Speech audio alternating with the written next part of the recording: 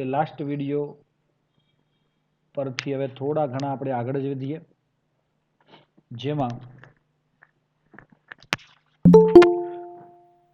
આપણે છેલ્લે ઇલેક્ટ્રોન અનુરાગી વિસ્થાપન પ્રક્રિયાઓ જોઈ છે, યાદ છે ને? હા સર, આ વાલી એ ઇલેક્ટ્રોન અનુરાગી વિસ્થાપન પ્રક્રિયાઓમાં ક્લોરિનેશન,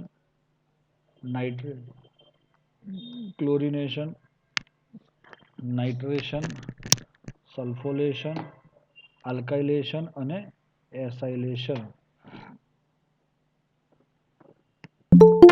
આટલી પ્રક્રિયાઓ આપણે જોઈ છે દોસ્તો, યાદ હોય તો તમને. હવે ઇલેક્ટ્રોન અનુરાગીની અંદર એ તો ક્લિયર થઈ ગયા બાદ આપણે હવે આપણો નવો ટોપિક પર જઈ રહ્યા છીએ કે તેની કોની સાથેની પ્રક્રિયાઓ જોવી છે? ધાતુ સાથેની પ્રક્રિયા. ઓકે,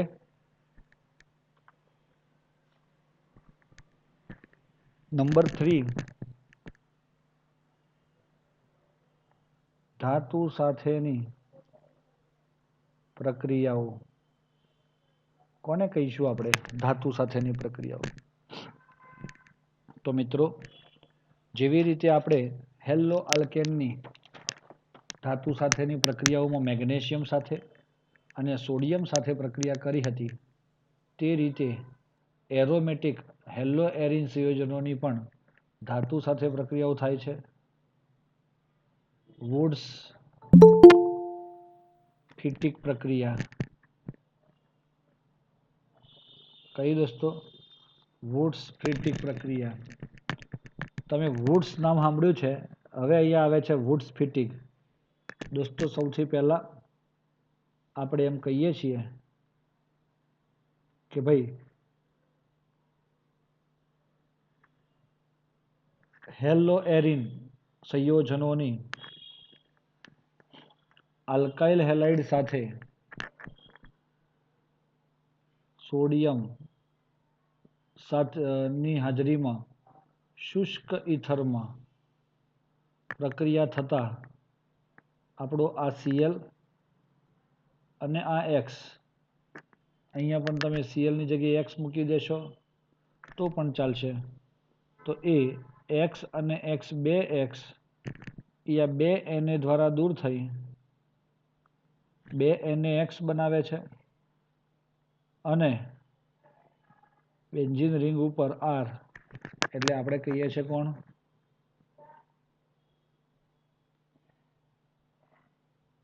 આલ્કાઇલ બેન્ઝીન મળે છે. હું તમને સમજાવું છું. ફિટિક પ્રક્રિયાઓ. તો ફિટિક પ્રક્રિયાઓમાં માત્ર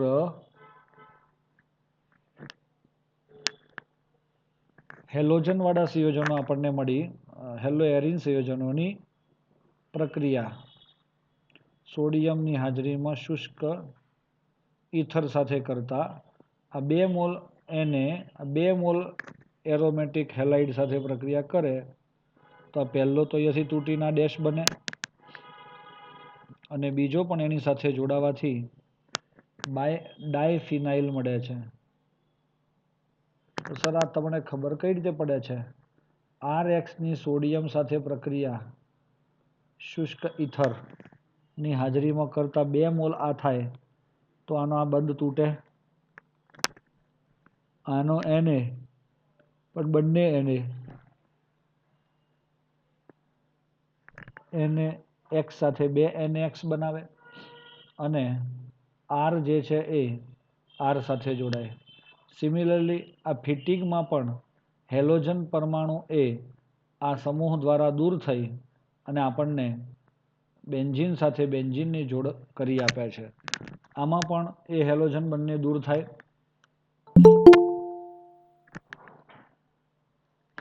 એ બંને હેલોજન દૂર થાય, આનો આ બંધ તૂટે, આનો આ બંધ તૂટે, આ X એ Na સાથે જોડાઈ 2 NaX દૂર થઈ ગયો.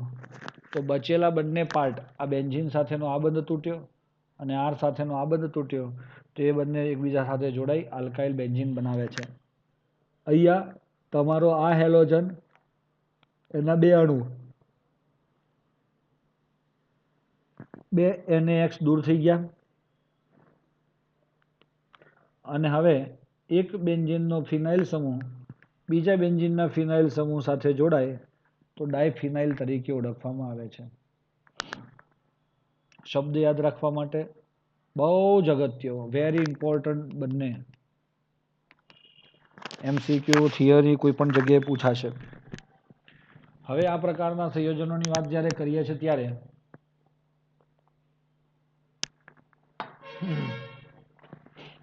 આ તમને શું મળ્યું કે ભાઈ ફિટિગમાં ફી એટલે ફિનાઇલ લેવું, વુડ્સમાં વુ એટલે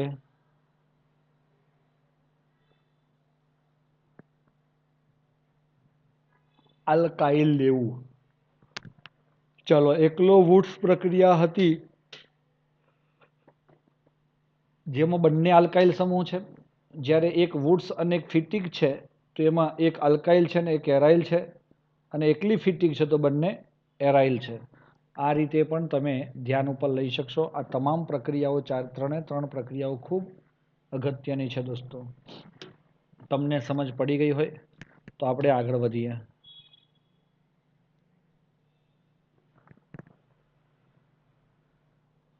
ઓકે દોસ્તો,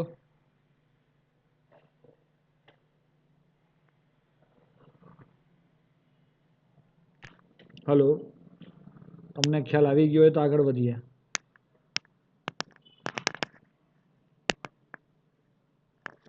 ચલો, નથી આવ્યો લાગે છે.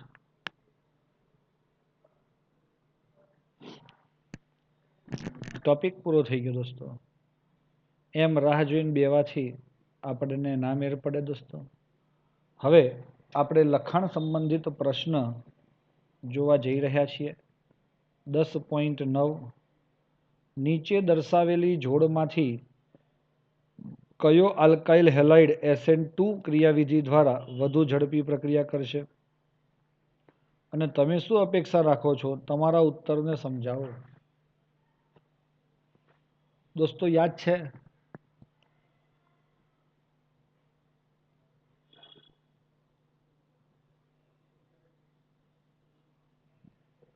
SN2 નો ક્રમ આ છે દોસ્તો. Methyl halide is greater than 1 degree, is greater than 2 degree, is greater than 3 degree. તો દોસ્તો, આ હેલોજન ધરાવતો કાર્બન અન્ય એક કાર્બન સાથે જોડાયો, આથી 1 ડિગ્રી, અને હેલોજન ધરાવતો કાર્બન એ અન્ય બે કાર્બન સાથે જોડાયો, આથી આને 2 ડિગ્રી તરીકે ઓળખવામાં આવે છે. તો આ SN2 માં પહેલો જ પ્રક્રિયક સૌથી વધારે આપશે. આમાં 2 ડિગ્રી અને 3 ડિગ્રી. તો દોસ્તો, SN2 હોય તો 2 ડિગ્રી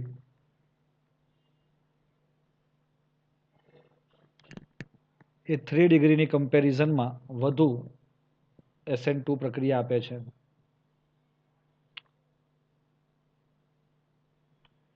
અને આ ઉપરાંત તમારા આ પ્રકારના સંયોજનમાં શું મળે છે?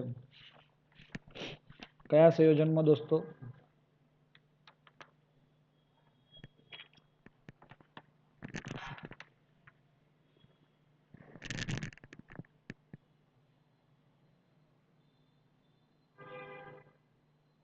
યસ, જેટલો તમારો આ આલ્કાઇલ સમૂહ વધારે નજીક હશે એટલો આ કાર્બોકેટાયન જે બને એની સ્થિરતા વધે. તો એ વધે તો આપણે એમ કહી શકીએ પ્રક્રિયા વેગ ઘટે, SN2 ઘટે. તો SN2 માટે તમારી આ પહેલી પ્રક્રિયા થશે. તો ત્રણે ત્રણની પ્રથમ નિપજોમાં તમને ખાલી ડાઉટ પડે તો આ ત્રીજા નંબરનામાં પડે. બંને 1 ડિગ્રી છે, પણ આ એ BRની નજીક છે અને આ BRની દૂર છે. તો દૂરવાળો એ વધુ માત્રામાં જોવા મળે છે SN2. નીચે દર્શાવેલ હેલોજન સંયોજનોની જોડ પૈકી કોણ SN1 આપશે? તો આ 3 ડિગ્રી આપશે હેલાઇડ, અને આ જે છે એ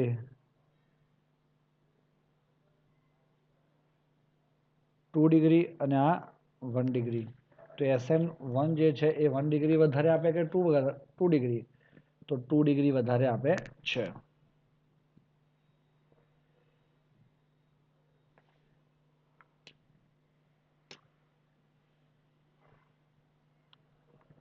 બે મિનિટ તમને આપું છું 10.9નો સવાલ જોવા માટે. ધ્યાનથી જુઓ દોસ્તો. અત્યાર સુધી તમે જેટલી બી પ્રક્રિયાઓ ભણ્યા એ તમામ પ્રક્રિયાઓ આની અંદર હાજર છે.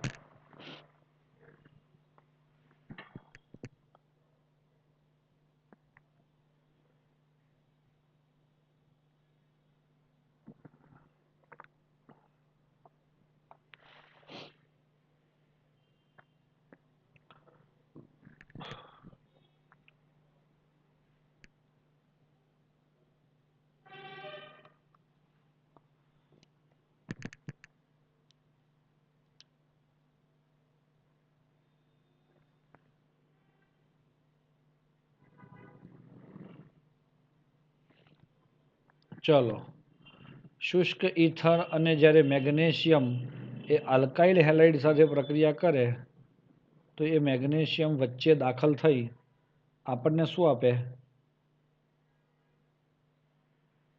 સાયક્લો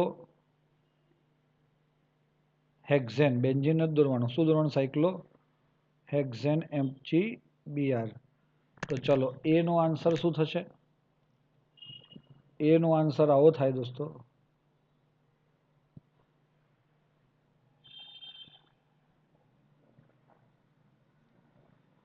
ચાલો બીજું, એની પાણી સાથે જલ વિભાજનની પ્રક્રિયા થાય તો બી મળે. યાદ છે દોસ્તો, પાણી સાથે જલ વિભાજન થાય તો આ બાજુનો જ બંધ તૂટે છે અને એ બંધ એટલે કયો શું બનાવે તમારો?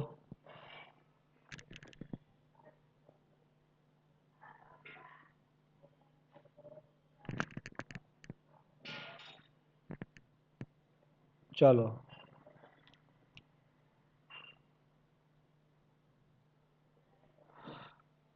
યસ, આપણને સાયક્લોહેક્ઝેન મળે. ખાલી શું મળે બચ્ચો? સમજમાં આવ્યા?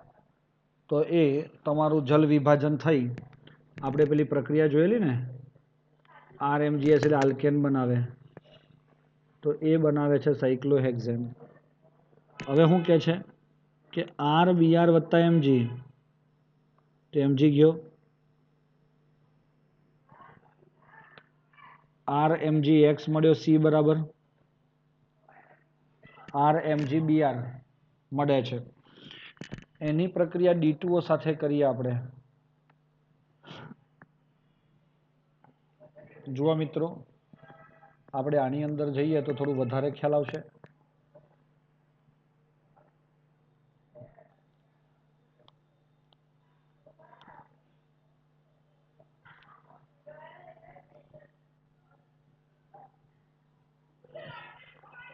MgBr. હવે એનું જલ વિભાજન કરીએ આપણે. only cyclohexene, hexane. This is our A and this is B. ચલો, હવે આપણી પાસે એક સુંદર મજાનું આવે છે RBr વત્તા Mg. RMgBr એ છે તમારો C.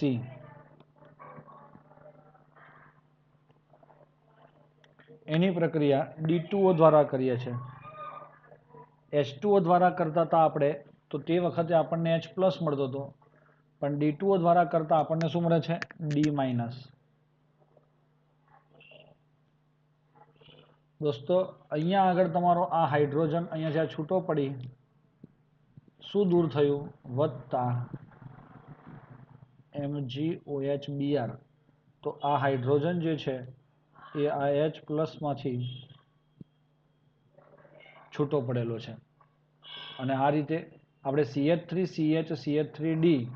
દોસ્તો, એ એમ પૂછે છે તમને આ સંયોજન તરીકે આપણો આ D લગેલો છે, હા, તો આ R ની વેલ્યુ શું હશે? આ પહેલી પ્રક્રિયા છે એ તો ખબર પડી કે A એટલે આ, એનું નામ કોઈ પૂછે તો સાયક્લોહેક્ઝાઇલ મેગ્નેશિયમ બ્રોમાઇડ અને આ છે દોસ્તો સાયક્લોહેક્ઝેન. હવે વાતમાં એમ છે દોસ્તો કે તમારો આ બીઆર નીકળીને ત્યાં જ એચ આવે છે અથવા તો ડી આવે છે એ તમને ખબર હશે તો તમારો આર તરીકે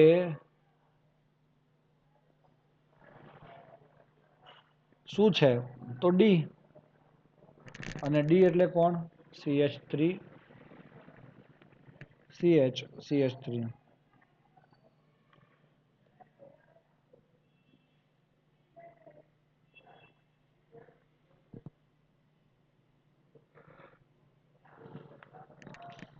ચાલો ઓકે, તો આ છે તમારો બીઆર 2 બ્રોમો પ્રોપેન, એ તમારો શું થશે? આર 2 બ્રોમો અરે પ્રોપાઇલ સમૂહ કહેવાય. ત્યારબાદ એક આવે છે RX R dash X, MG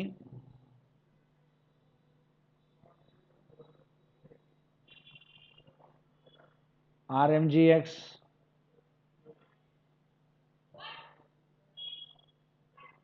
RH. આ શું છે દોસ્તો? RH એટલે કહેવાય તમારો આલ્કેન. એની પ્રક્રિયા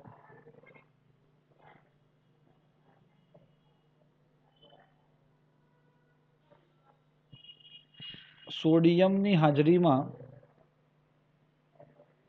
ઈથરવાળી પ્રક્રિયા એટલે આ થઈ વુડ્સ. તો તમને શું મળ્યું?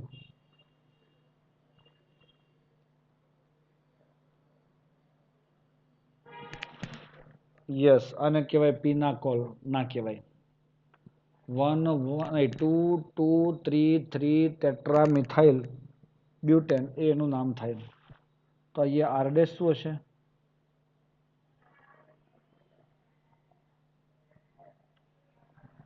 આર ડેશ બરાબર CH3 ડેશ.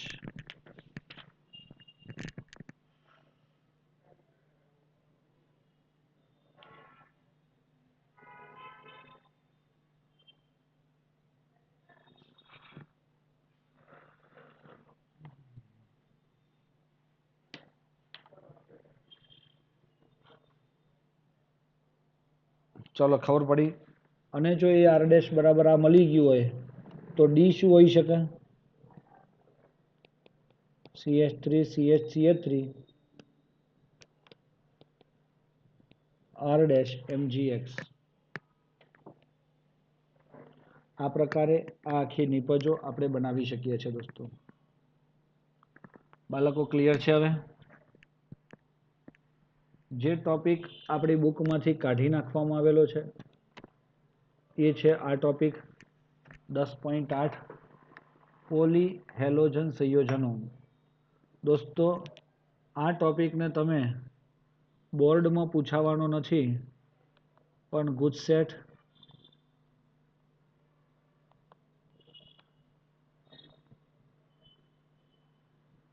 નીટ ગુજસેટ અને JEE જેવી પ્રક્રિયાઓ માટે આમાંથી શું પૂછાઈ શકે છે?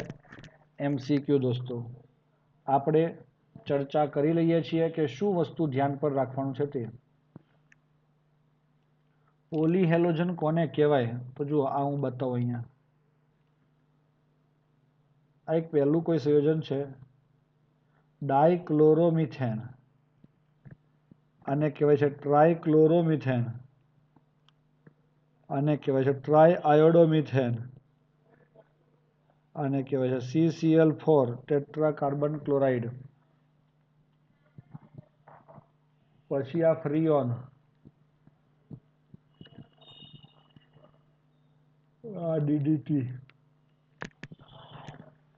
આટલા 6 અણુઓ કે જેમાં હેલોજનની સંખ્યા એ 2 અથવા 2 કરતાં વધારે હોય તો તેવા સંયોજનોને આપણે શું કહીશું દોસ્તો? પોલી હેલોજન સંયોજન તરીકે ઓળખવામાં આવે છે. ચલો મિત્રો, એક કરતાં વધુ હેલોજન પરમાણુઓ ધરાવતા કાર્બનિક સંયોજનને પોલીહેલોજન સંયોજન કહે છે. મોટા ભાગના આ સંયોજનો ઉદ્યોગ અને કૃષિ ક્ષેત્રે ઉપયોગી છે. ચલો, સૌથી પહેલો ડાયક્લોરોમિથેન. ચલો, CH2Cl2 એ ડાયક્લોરોમિથેન કહેવાશે. એનો ઉપયોગ કયા છે? દ્રાવક તરીકે,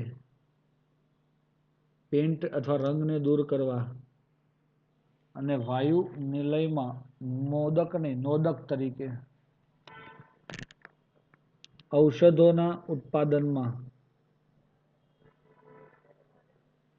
ઓકે, તો આ એનો ઉપયોગ છે. આગળ વધીએ. ધાતુની સફાઈ માટે અને અપરિષ્કૃત દ્રાવક તરીકે પણ ઉપયોગી છે.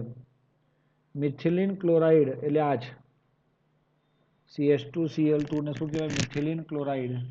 મનુષ્યના ચેતાતંત્રને નુકસાન કરે છે. સારું કહેવાય.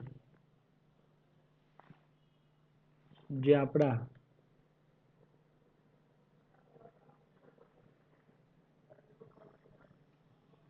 હવામાં રહેલા મિથિલિન ક્લોરાઇડના થોડા પ્રમાણમાં સંપર્કમાં આવવાથી દ્રાવણ અને દ્રવ્ય ક્ષમતામાં આંશિક નુકસાન થાય છે. હવામાં મિથિલિન ક્લોરાઇડનું પ્રમાણ વધુ હોવાથી ચક્કર આવવા, ઉલટી થવી, હાથ પગની આંગળીઓ, અંગૂઠાના ઝંઝનાટી થાય, જડતા આવવી, આવું બધું થાય છે દોસ્તો. ઉબકા આવે. મિથિલિન ક્લોરાઇડ મનુષ્યની ત્વચાના સીધા સંપર્કમાં આવે તો તીવ્ર બળતરા કરે છે.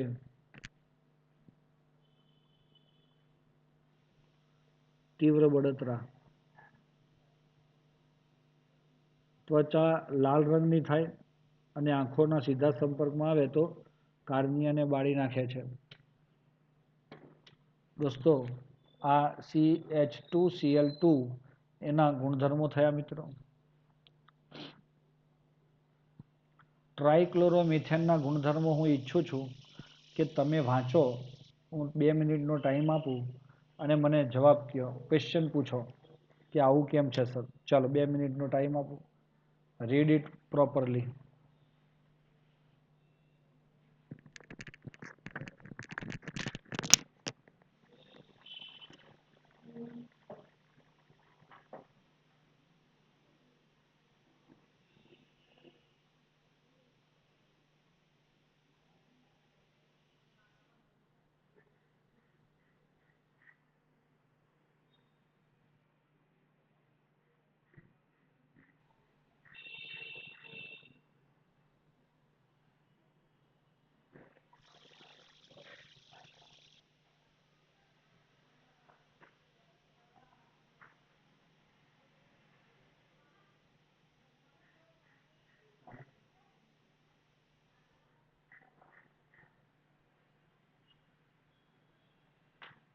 ચલો,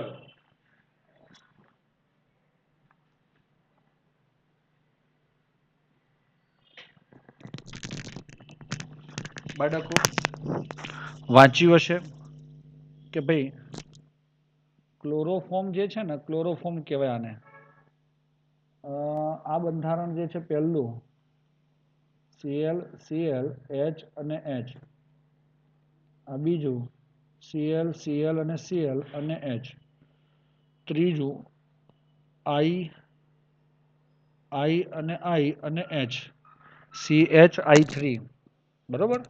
તો આ બધા પ્રકારના સંયોજનો છે.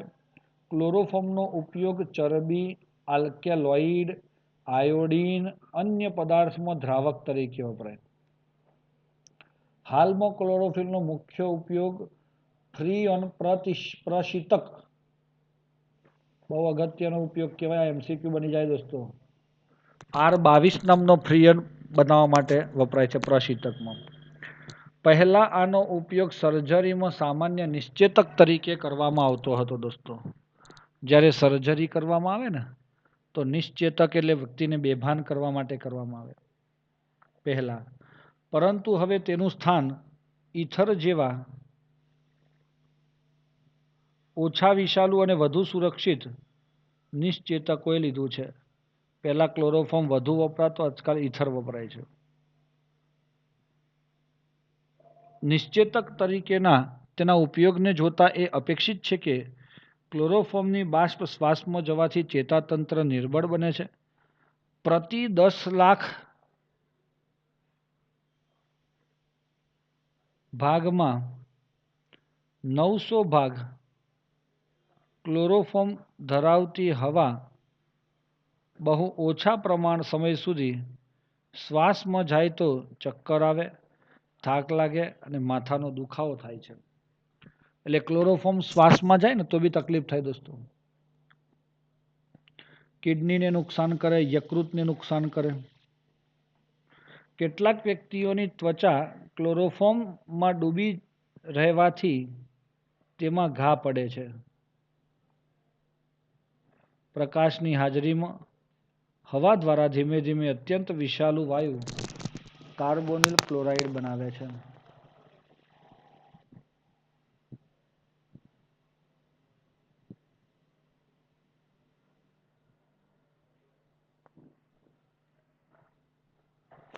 COCl3 બનાવવા માટે હવાની હાજરીમાં ક્લોરોફોર્મનું વિઘટન થઈ COCl3 બને.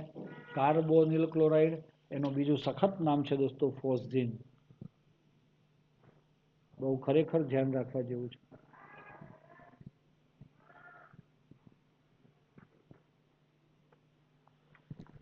ટ્રાય આયોડોમિથેન તેનો ઉપયોગ જીવાણુનાશી તરીકે, યસ, પરંતુ આયોડોફોર્મના આ જીવાણુનાશી ગુણધર્મ તેના પોતાના કારણે નથી, પરંતુ તેમાંથી શું ઉત્પન્ન થાય છે? આયોડિનના કારણે. ચલો, તે અરુચિકર વાસના કારણે, અરુચિકર એટલે ગમે નહીં તેવી વાસના કારણે હાલમાં તેના સ્થાને આયોડિન યુક્ત અન્ય દવાઓનો ઉપયોગ થાય છે. ટેટ્રાક્લોરોમિથેન તેનું ઉત્પાદન મોટા જથ્થામાં પ્રશીતક બનાવવામાં અને વાયુ વિલયના પાત્રો તરીકે નોદકના ઉત્પાદનમાં તેનો ઉપયોગ કરવામાં આવે છે. ક્લોરોફ્લોરોકાર્બન સંયોજનો અને અન્ય રસાયણો સંશ્લેષણમાં કાચા માલ તરીકે વપરાય છે. આ ઉપરાંત આ ઔષધોના ઉત્પાદનમાં દોસ્તો એ પણ એક આપણે હાઇલાઇટ કરી શકીએ. ઔષધ એટલે દવા. 1960ના મધ્ય સુધી તેનો બહોળો ઉપયોગ થતો હતો.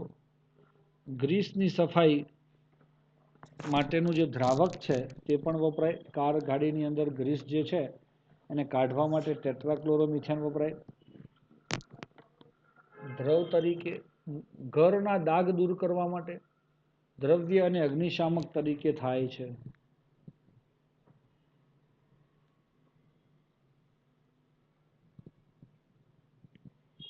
એવા કેટલાક પુરાવો છે કે જે દર્શાવે છે કે કેટલાક ટેટ્રાક્લોરાઇડના વિશેષ સંપર્કથી મનુષ્યમાં યકૃતનું કેન્સર થાય છે. શેનું કેન્સર થાય છે દોસ્તો? યકૃતનું. અને તેના કારણે ચેતાકોષોમાં કાયમી ક્ષતિ પહોંચે છે. મુખ્ય અસરો ચક્કર આવવા, ઉબકા આવવા, ઉલટી થઈ વગેરે. ચેતાકોષો પર કાયમી અસર થવાથી તેને નુકસાન થાય છે. વ્યક્તિ બેભાન થઈ જાય, મૂર્છિત થઈ જાય એટલે કોમામાં જતો રહે, અથવા બેહોશ થઈ જાય, અથવા તો વધુ થાય તો મૃત્યુ પણ પામે. એટલે CCl4 એ ઇઝી નથી દોસ્તો. CCl4ના વિશેષ સંપર્કથી હૃદયના ધબકારા અનિયમિત કે બંધ થઈ શકે છે. આ રસાયણનો આંખ સાથે સંપર્ક થાય તો તે બળતરા ઉત્પન્ન કરે છે. જો કાર્બન ટેટ્રાક્લોરાઇડ હવામાં મુક્ત થતો હોય તો વાતાવરણમાં પહોંચે અને ઓઝોનનું સ્તરનું ક્ષયન કરે છે. તો દોસ્તો CCl4 ને હવામાં છોડવામાં આવે તો વાતાવરણમાં જાય અને એ પણ ઓઝોનના સ્તરનું શું કરે છે? ક્ષયન કરે છે. આપણને ખબર છે કે CCl5 એ ઓઝોનના સ્તરનું ક્ષયન પણ કરી શકે છે. ચલો આપણો આ ટોપિક છે ફ્રીઓન. ફ્રીઓન એટલે CFC. ઓઝોન સ્તરના ક્ષયનથી મનુષ્યને આપણને ખબર છે દોસ્તો કે જ્યારે આ પૃથ્વી ઉપર તમે ઊભા હોય ત્યારે સુરજ દાદાનો તડકો આપણી ઉપર પડે છે.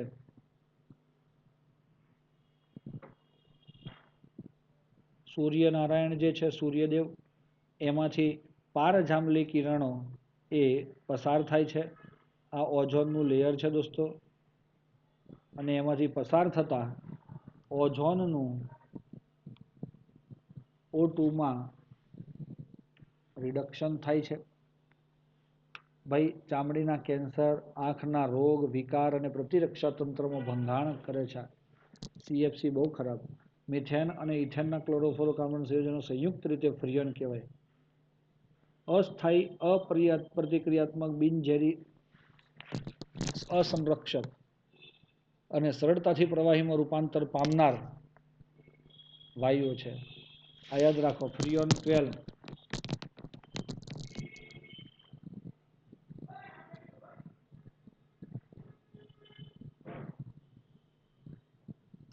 ઉદ્યોગોમાં સૌથી વધુ ઉપયોગી સામાન્ય ફ્રીઓન માટે જરૂરી છે. શ્વાર્ટ્ઝ પ્રક્રિયામાં ટેટ્રાક્લોરોમિથેનમાંથી કરવામાં આવે છે. સામાન્ય રીતે તે વાયુ નોડલ પ્રશીતલન વાતાનુકૂલિતમાં ઉપયોગ કરવામાં આવે છે. તો 1974 સુધીમાં વિશ્વનું વાર્ષિક કુલ ફ્રીઓન ઉત્પાદન 20 કરોડ પાઉન્ડ હતું અને ક્ષોભાવરણમાં ફ્રીઓન મુક્ત મૂલક શૃંખલા પ્રક્રિયાઓની શરૂઆત કરી શકે જે કુદરતી ઓઝોનને સમતોલ સ્થાને પહોંચાડી શકે છે. છેલ્લો ટોપિક આવે છે DDT. દોસ્તો ડાયક્લોરો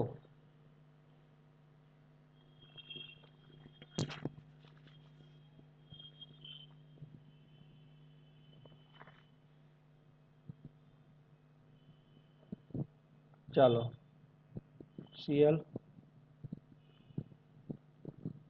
ડાયક્લોરો ડાયફિનાઇલ થઈ ગયું. આ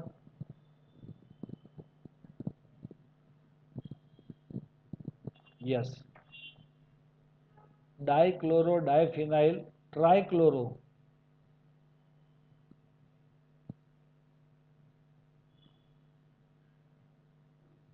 સોરી દોસ્તો આ DDT છે ને એનું બંધારણ આપણે જે દોરીએ છે જોયું.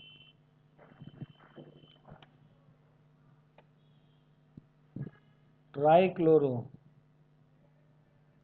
ઇથેન અહીંયા H આવે છે. આ પ્રકારનું DDT નું બંધારણ છે દોસ્તો અને એ જંતુનાશક તરીકે ખાસ વપરાય છે.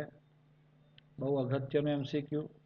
પરંતુ તેની જંતુનાશક તરીકેની અસરકારકતાની શોધ 1931માં સ્વિટ્ઝરલેન્ડનો વૈજ્ઞાનિક ગીગી ઔષધાલયના પોલ મુલરે કરી હતી.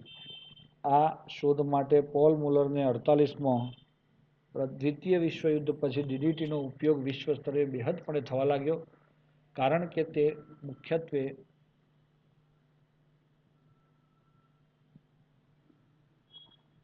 મલેરિયા ફેલાવનારા મચ્છર અને ટાઇફોઇડ્સ ફેલાવાની જુઓનો નાશ કરે છે. દોસ્તો નેતાજી આવતા હોય ને જ્યારે પાવડર છંટકાવ કરવામાં હોય ને એમાં DDT વપરાતો પહેલા. પછી આગળ જુઓ.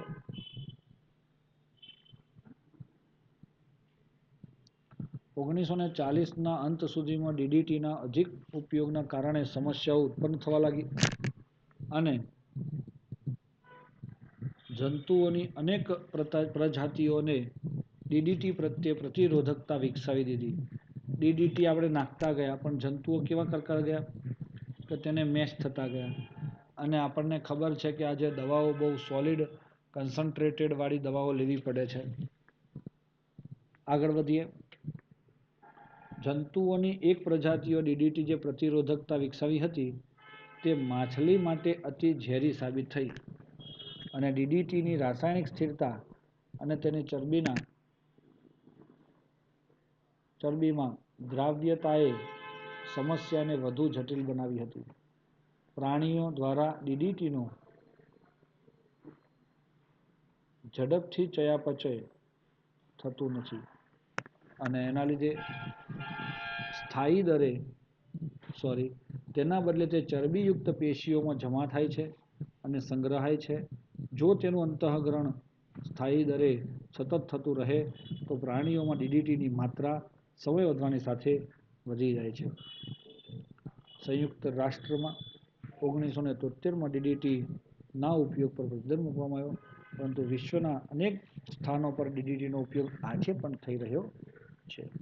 તો દોસ્તો, આ DDT છે, DDT પાવડર છે, જે આમ તો ડિકમ્પોઝ થઈ શકતો ન હોય તેવો છે મિત્રો, જેની ચર્ચા આપણે ઓલરેડી કરી ચૂક્યા છીએ. હવે આપણે આના પછી સ્વાધ્યાયના સવાલ જોઈશું મિત્રો. એ આપણે નેક્સ્ટ લેક્ચરની અંદર જોઈશું દોસ્તો. ઓકે મિત્રો, નેક્સ્ટ લેક્ચરની અંદર સ્વાધ્યાય આખું જ જોવાનું છે આપણે, એટલે તમે એકદમ તૈયાર થઈ જાઓ મિત્રો. Thank you.